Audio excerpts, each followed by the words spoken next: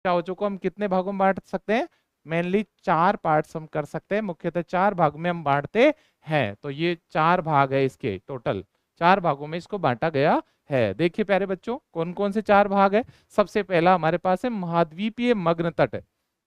महाद्वीपीय मग्न तट का मतलब जब हम महाद्वीप पे रहते हैं, क्योंकि जैसा कि हम सब जानते हैं कि महासागर और महाद्वीप ये दोनों ही हमारी पृथ्वी के पार्ट्स है। अब इनमें हम महाद्वीपों पर रहते हैं। अब महाद्वीप से जैसे ही हम कहाँ चलेंगे, समुद्र की ओर, गहराई की ओर चलेंगे, वैसे वैसे सबसे पहले हमें महाद्वीप को त्यागना पड़ेगा, छोड़ना पड़ेगा। और जैसे ही महाद्वीप को हम छोड़ेंगे तो आगे जैसे ही प्रवेश करेंगे तो सबसे पहली बार जो आएगा, जो हमारे सामने, उसकी हम बात करें तो वो निकल के आएगा, ये है हमारे पास में सबसे फर्स्ट महाद्वीपीय मग्न तट कहलाता है, जिसको कॉन्टिनेंटल शेल्फ के नाम से जानते हैं। कॉन्टिनेंटल शेल्फ या डायरेक्ट शेल्फ भी इसको कह सकते हैं।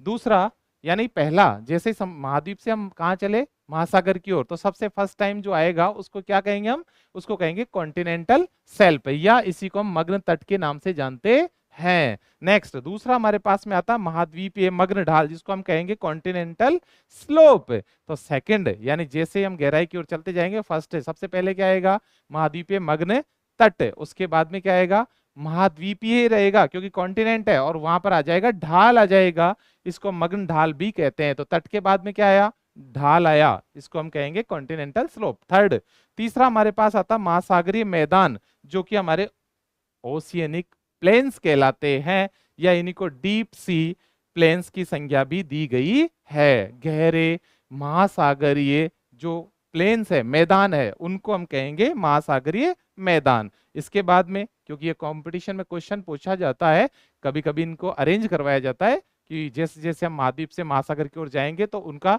सीक्वेंस क्या है, तो ये आपको एक सीक्वेंस भी याद करना है।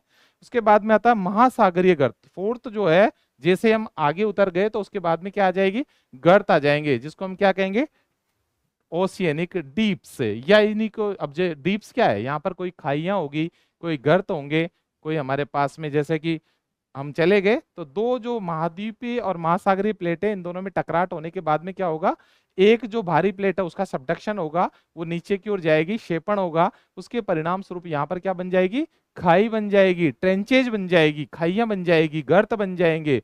तो ये मेनली 4 पार्ट होते हैं जो कि हम पढ़ेंगे विस्तार से। अब स्टार्ट करते हैं बच्चों।